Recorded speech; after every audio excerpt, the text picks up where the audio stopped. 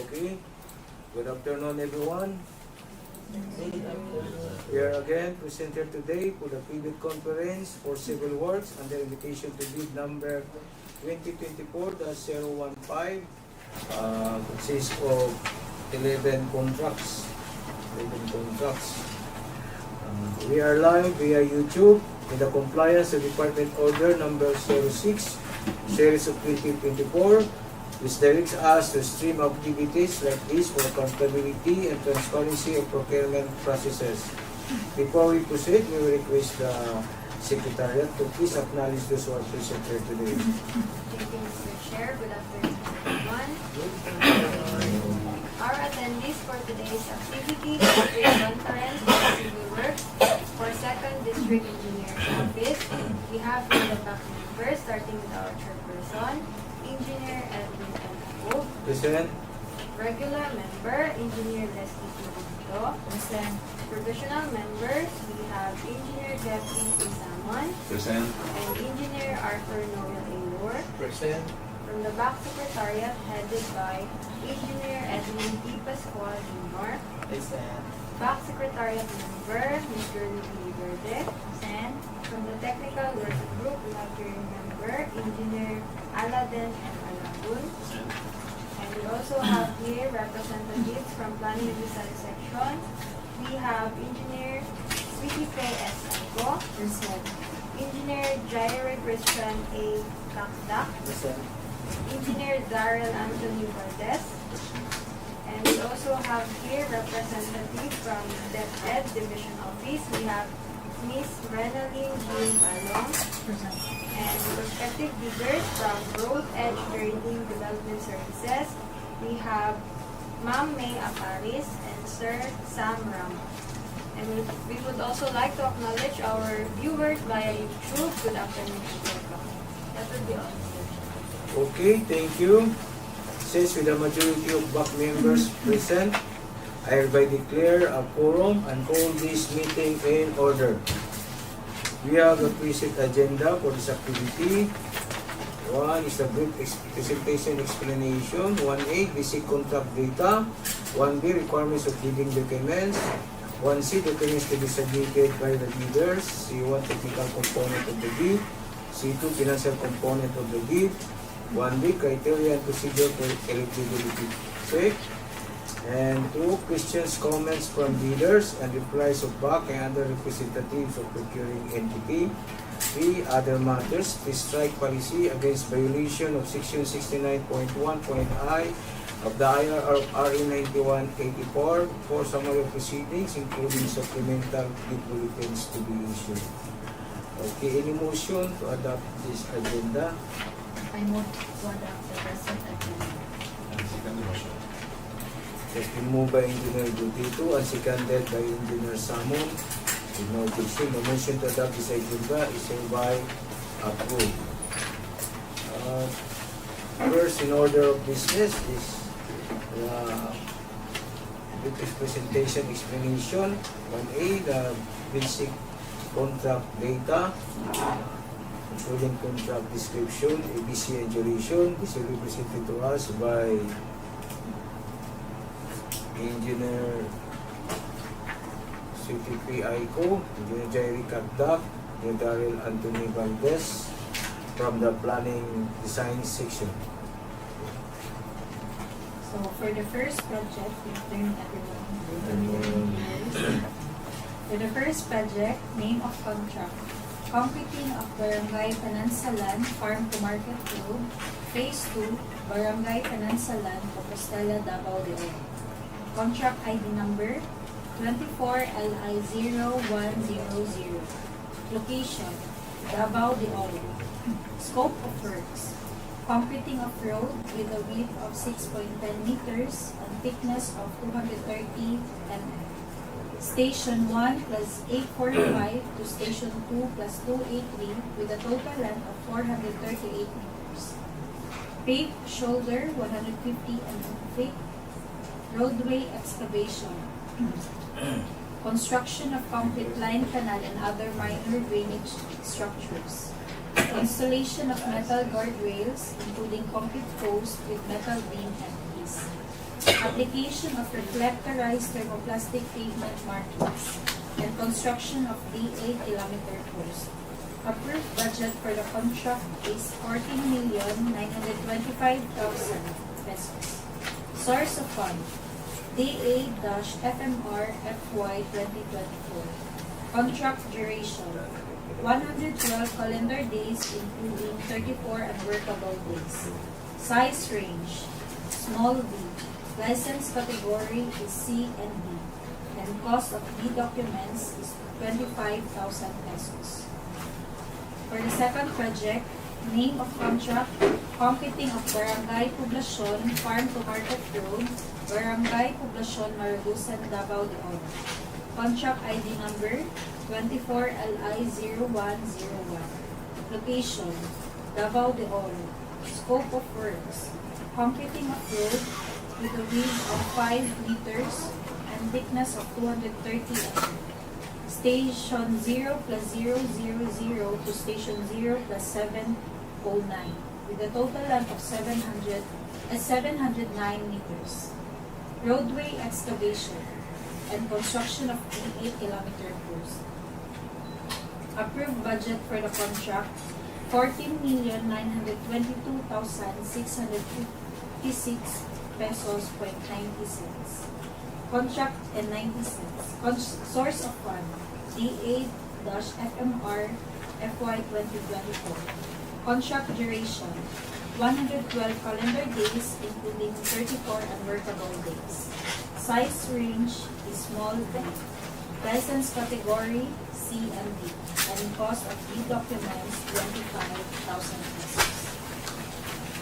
Next project, completing of Barangay Bankerohan Norte, Farm to Market Road, Barangay Bankerohan, Montevista, Davao de Oro. Contract ID number 24LI0102. Location, Davao de Oro. Scope of works, completing of road with a width of 5 meters and thickness of 230 mm. Station 0 plus 000 to station 0 plus 487 with a total length of 487 meters. Roadway excavation, construction of concrete line canal and other minor drainage structures. Installation of metal guardrail including concrete post and metal beam and piece. And construction of DA kilometer post. Approved budget for the contract, 14,925,000 pesos. Source of fund, DA-FMR FY 2024. Contract duration, 112 calendar days including 34 unworkable days. Size range, small b. License category, C and D. And cost of these documents, 25,000 pesos. For the fourth project, with a contract name, completing of Purok 6 to Purok 3, Barangay New Cebulan, connecting to Junction Provincial Road, going to Barangay Mayaon, Farm to Market Road, Phase 4, Barangay New Cebulan, Montevista, Davao de Oro. Contract ID number 24LI0103. Location, Davao de Oro. Scope of works, concreting of road with a width of 5 meters and thickness of 230 mm. Station 0 to plus 000 to station 0 plus 552 with a total length of 552 meters. Roadway excavation, construction of concrete line canal and other minor drainage structures, installation of metal guardrail including concrete posts and metal beam and piece. Approved budget for the contract, 14,924,999.99. Source of fund, DA-FMR FY 2024. Contract duration, 112 calendar days including 34 unworkable days. Size range, small b. License category, C and D. Cost of D documents, 25,000 pesos. Good afternoon, everyone. For the fifth project, the name of contract is construction of one unit of 2-story 4-classroom school building in Coronobe Integrated School, Maragusan, Davao de Oro, with contract ID number of 24LI0104. Location, Davao de Oro.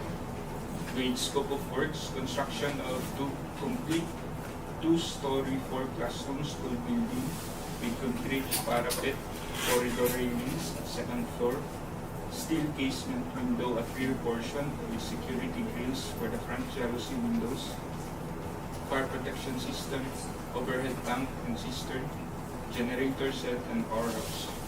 The approved budget for the contract is 18,325,999 pesos and 57 centavos. The source of fund is the FY 2024. The contract duration is 120 calendar days, including 20 unworkable days. The size range is small b, license category C and D, and with cost of B documents of 25,000 pesos. For the sixth project, the name of the contract is construction of one unit of 1-story 2-classroom school building in Corazon, C. Aquino, NHS, Compostela, Davao de Oro, with contract ID number of 24LI0105. Location, Davao de Oro. Scope of works, construction of complete 1 unit, 1-story 2-classroom school building with toilet attached. This also includes window grills, rear and front, concrete parapet, hand washing facility, permits and clearances, and site development. The approved budget for the contract is 5,830,683 pesos and 89 centavos. The source of fund is BFF FY 2024. The contract duration is 85 calendar days, including 14 unworkable days. With size range small b, license category C and D, and cost of B documents of 10,000 pesos.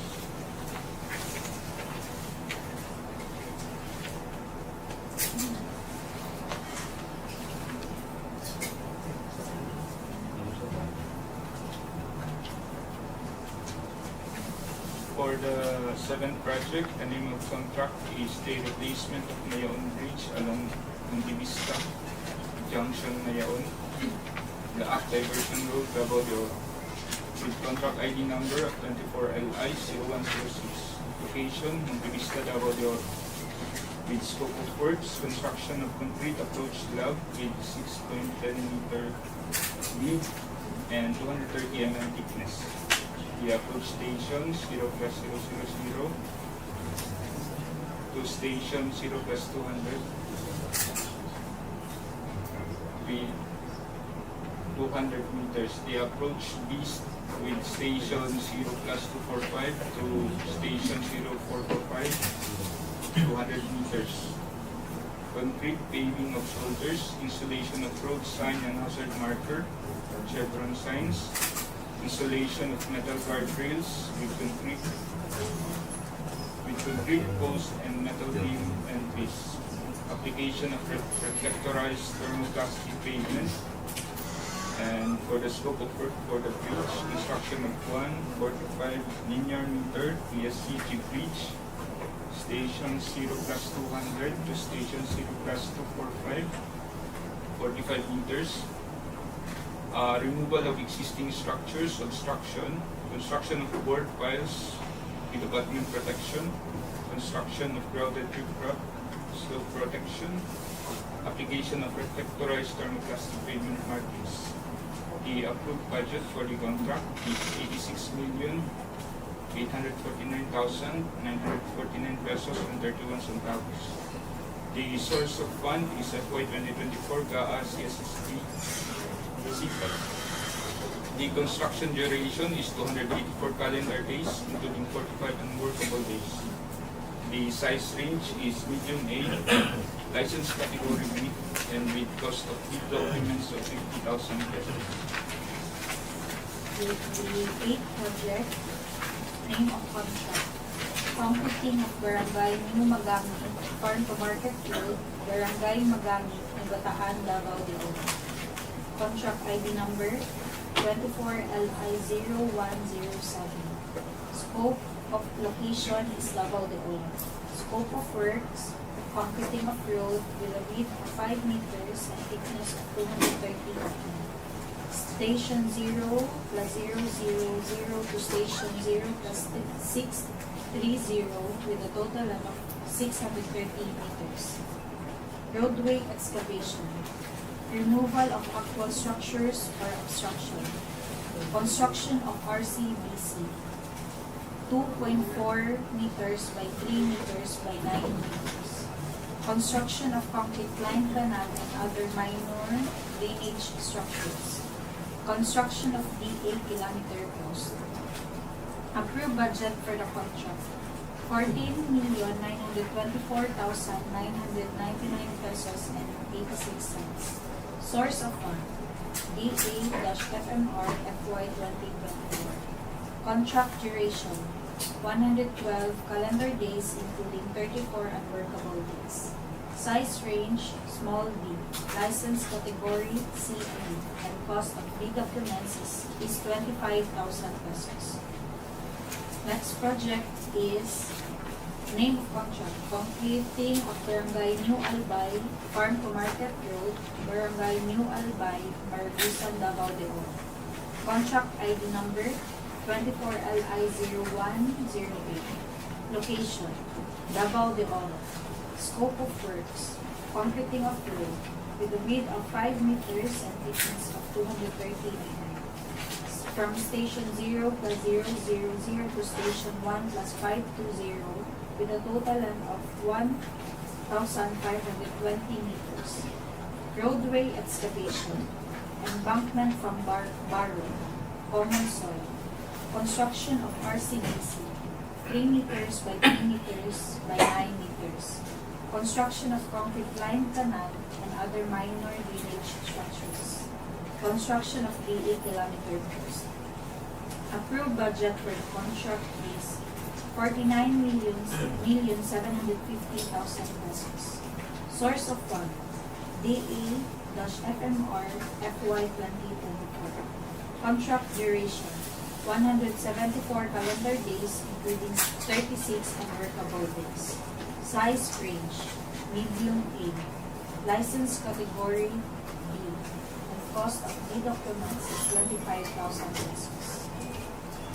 Good afternoon, everyone. This is our 10th project with a contract name of construction of flood mitigation structure along Davao River, Bantakan, Bataan, Davao de Oro. Contract ID number 24LI0109. Location, Davao de Oro. Scope of works, construction of reinforced concrete, revetment with steel sheet piles for foundation. Construction of reinforced concrete box culvert, 6 by 3.5 meters with apron and wing wall. Removal and replacement of existing PCCP with a total length of 160 linear meter. Construction of rotary truck and protection structure. Construction of rotary truck box slope protection. Approved budget for the contract 144,750,000 pesos. Source of fund FY 2024-GAA 002. Contract duration 357 calendar days including 99 unworkable days. Size range medium A. License category B. Cost of the documents 50,000 pesos. For our last and 11th project, the contract name of construction of flood mitigation structure along Mawao Creek leading to Agusan River at Purok 4A to Purok 2, Phase 2, Poblacion, Davao de Oro. Contract ID number 24LI0110. Location, Davao de Oro. Scope of works, installation of high-density polyethylene pipes for main drain. Installation of catch basins with manhole. Removal and replacement of existing PCCP. Installation of sheet piles for temporary retaining wall. Approved budget for the contract 96,499,801 and 75 cents. Source of fund FY 2024 GAA CSSP CPAN.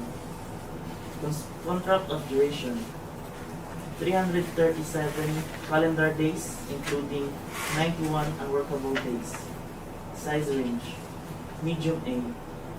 License category B. And cost of bid documents 50,000 pesos. That's all, Mr. Chair. Okay, thank you for your explanation of the projects to be procured by interested bidders.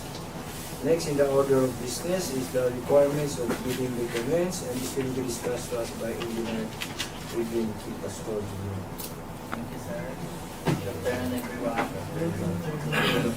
To participate in qualifying our procurement activity, interested bidders are encouraged to read the following documents: the instruction to bidders, the bid data sheet, the general conditions of the contract, special conditions of the contract, the bid of quantities, drawings and specification, and securities and other forms as may be required for the contract.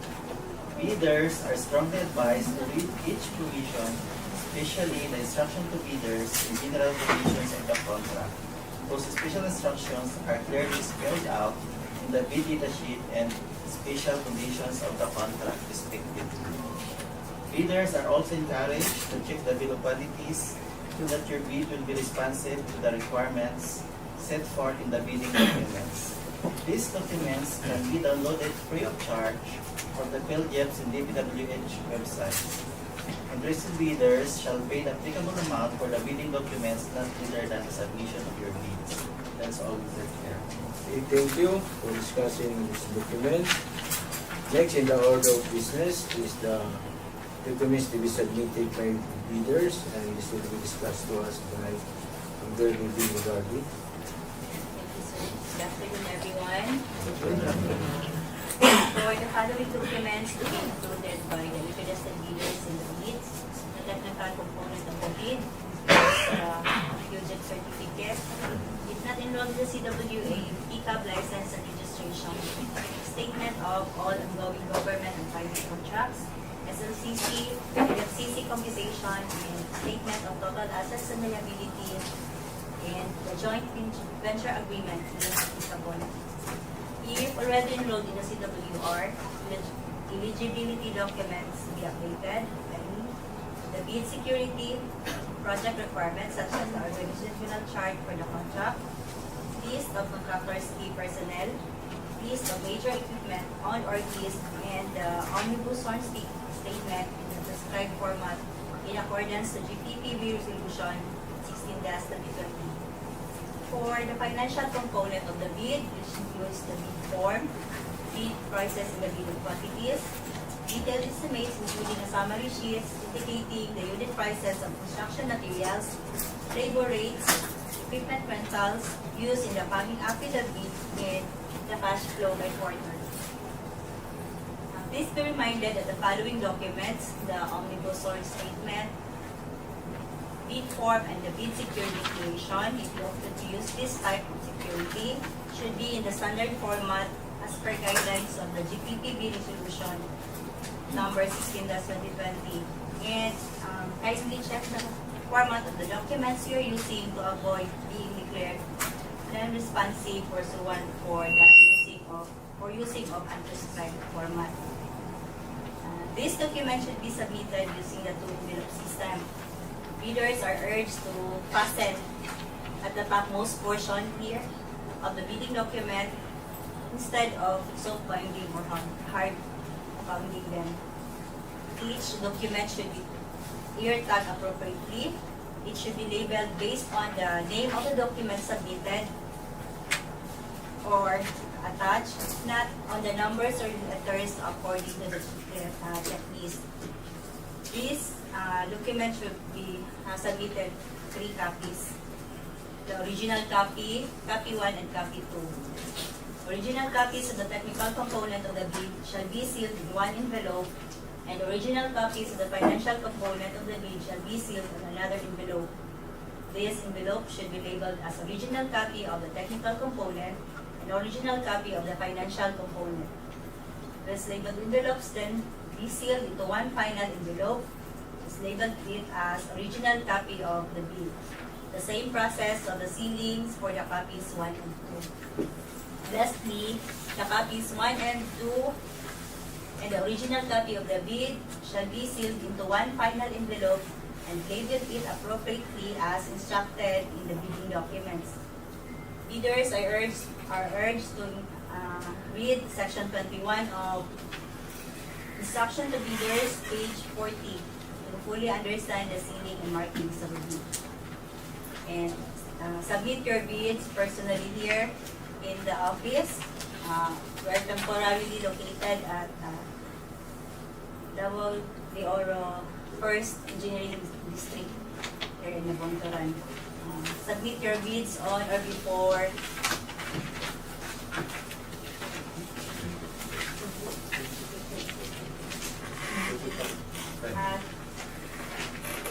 April 25, 2024 before 10 a.m. And you have the option to submit your bids electronically. The preparation of the technical and financial documents of your bids are outlined in the Department Order Number 87, Series of 2020.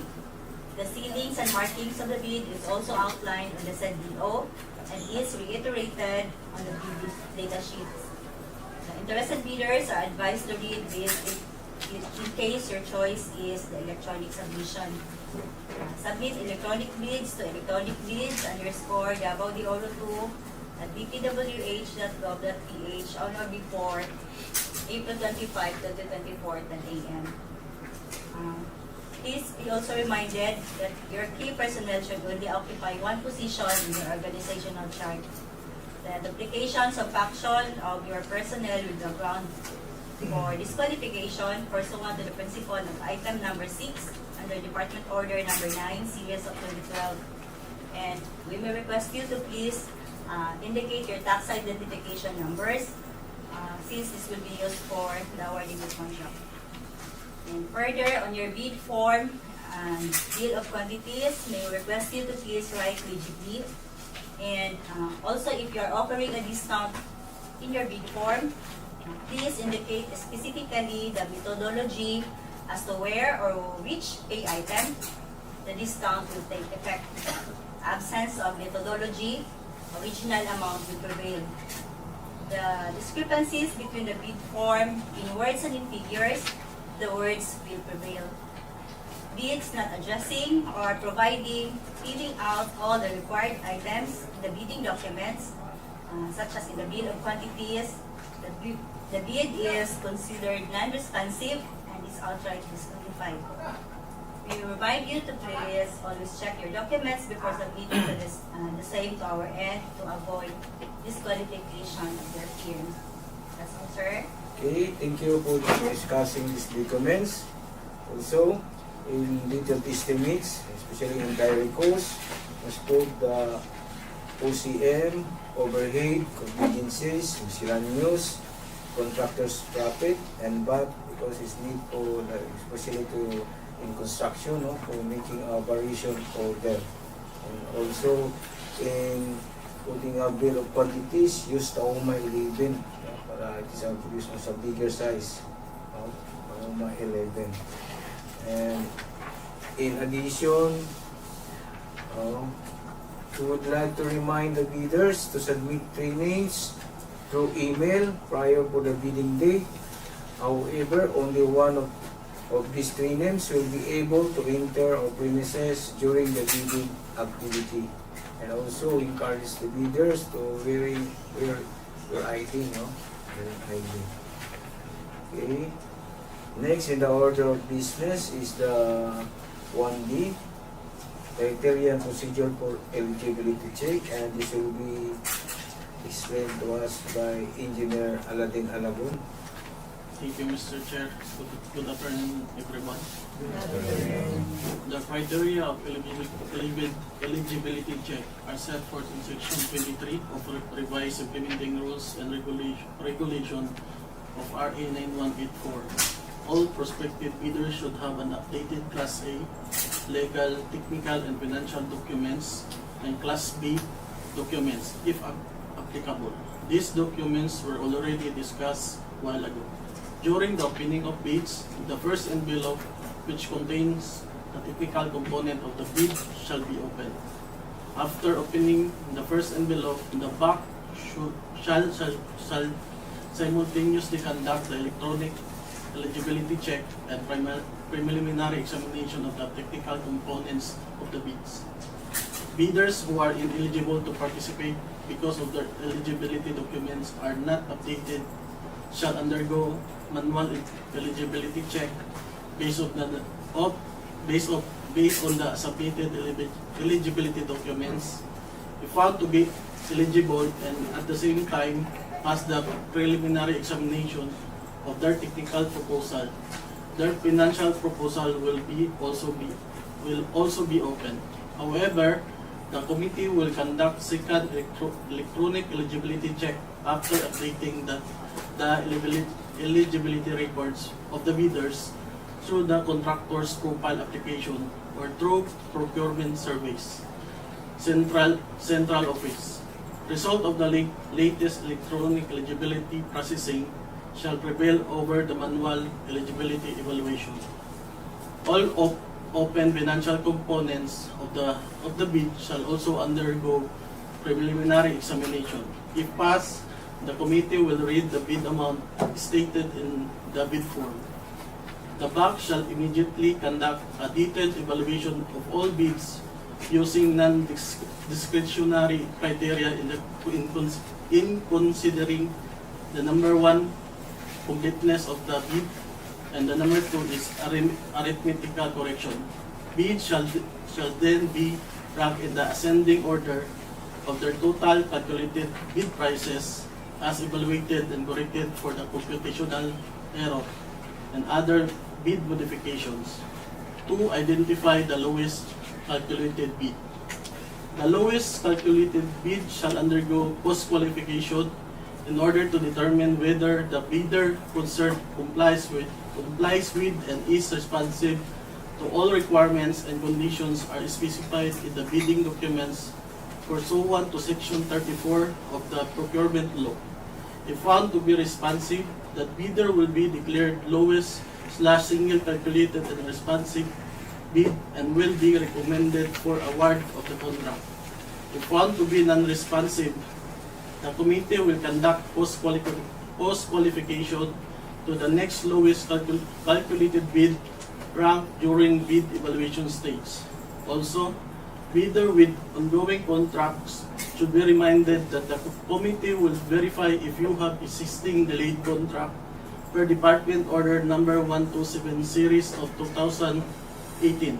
Strict application of RA 9184 in the conduct of post-qualification bidders with delay ongoing contracts with the DPWH. If you have incurred negative slippage as defined in the said DEO or currently being imposed with liquidated damages, you should settle these findings before the period of post-qualification ends to avoid post-disqualification of your firm. Also, all requirements set for in the bidding documents and the instructions relayed during this conference should be addressed and we will take care of the avoid disqualification or post-disqualification. The BAC will, with the assistance of equipment verification team, will be strict on the compliance of the equipment as part post-qualification as per DEO number 127 series of 2018. As part of the post-qualification, the equipment verification team will conduct inspection on the verification of the equipment pledged by the bidder, including other documents to be evaluated. That's all, Mr. Chair. Okay, thank you for that discussion. Now we are now through with Agenda 1. Okay, we will proceed to Agenda 2. Questions, comments from bidders, and replies of BAC and other representatives of procuring entity. Okay, if you have questions, okay. Kanang sir, kung sir pwede maka-drop ang naka-CRC ba or pwede ra maka-SPA? Ay, kung legal siya na liaison officer, ma'am, pwede ba? Pero kung hindi siya authorized niya, Pwede SPA. pwede SPA. Thank you, sir. Pero sa SPA, ma'am, indicated ang apilan niya pa, mga pangalan, apilan niya contract yung ID budget. So kung saan po itong nakapit dito, mura po itong pinitirapan. Okay. Other. How about in wala? Answer for separate. There are no questions. We'll proceed to